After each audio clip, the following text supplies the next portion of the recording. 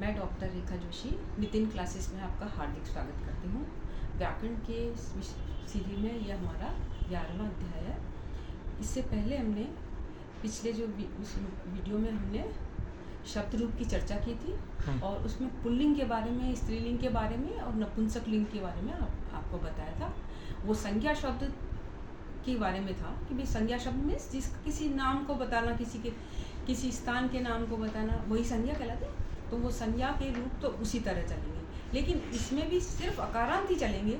इस अकारांत के अलावा इकारांत भी होते हैं, उकारांत भी होते हैं, ऋकारांत भी होते हैं। ऐसे स्त्रीलिंग में भी सा जैसा आ जो हमने बताया था ना, उसमें भी आ भी होता है, ई छोटी भी होती है, बड़ी भी होती है।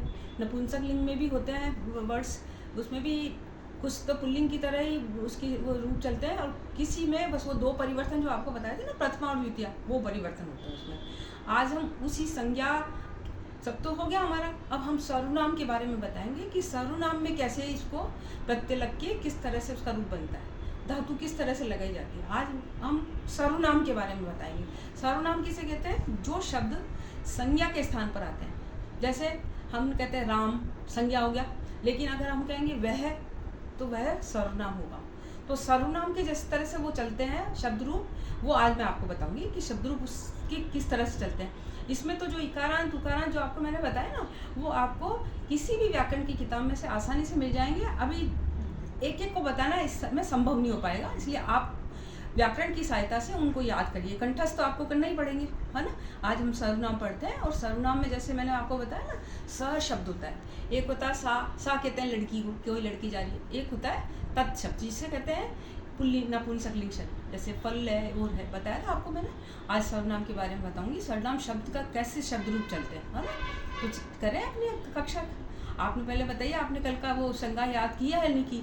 अगर आपने नहीं किया तो आपको एक बार फिर से उसको शब्द रूप को याद करना पड़ेगा, तभी आपको उसको समझ आ पाएगा, है ना।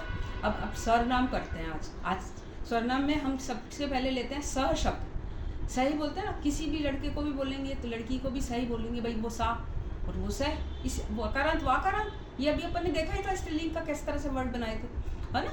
तो आज हम सर्वनाम पद पढ़ेंगे। अब सर्वनाम में क्या हम पढ़ेंगे? तत् शब्द पढ़ेंगे। तो तत् शब्द के कैसे होंगे? तत् कहते हैं वह शब्द, भाई वह। तो कैसे कहेंगे उसको? सह एक वचन, प्रथमा एक वचन, है ना। प्रथमा एक वचन, सह तौ ते, ठीक है।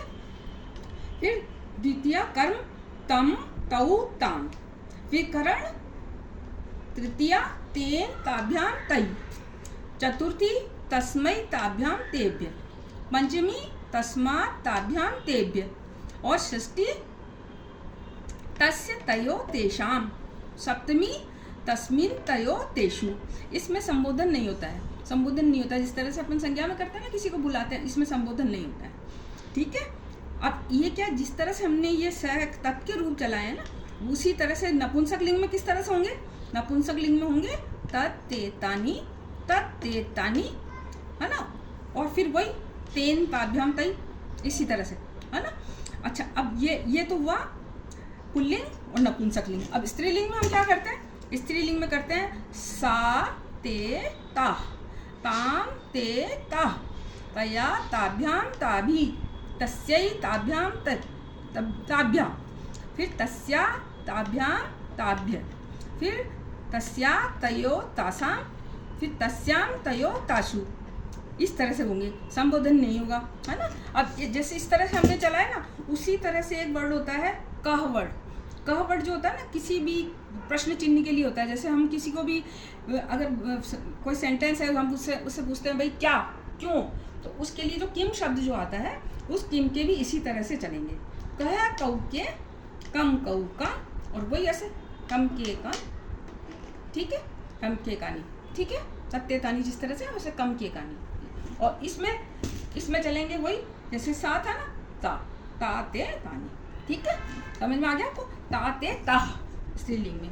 तो आज आपको तत् शब्द के बारे में बताया, सर्वनाम शब्द के बारे में। अब आपको किम शब्द के बारे में आपको इसी तरह से याद करना पड़ेगा और उसको याद करना ज़रूरी है, क्योंकि अगर हम किसी भी सेंटेंस को बनाएंगे और उसमें हम विभक्ति को लगाएंगे तो हम किस तरह से लगाएंगे, फिर विभक्ति नहीं लगा पाएंगे ना। इसलिए आपको उसको अच्छी तरह याद करना होगा। आप आज का होमवर्क यही है, आप अच्छी तरह याद करना, और जैसा भी हो, कोई डिफ़िकल्टी हो आप मुझसे पूछिए, मेरे कमेंट बॉक्स में कीजिए। और जो भी अगर आप पूछते हैं और मतलब किसी चीज़ के बारे में जो भी आपको परेशानी हो मुझे ज़रूर बताइए, जिससे मैं आपको बता पाऊँ।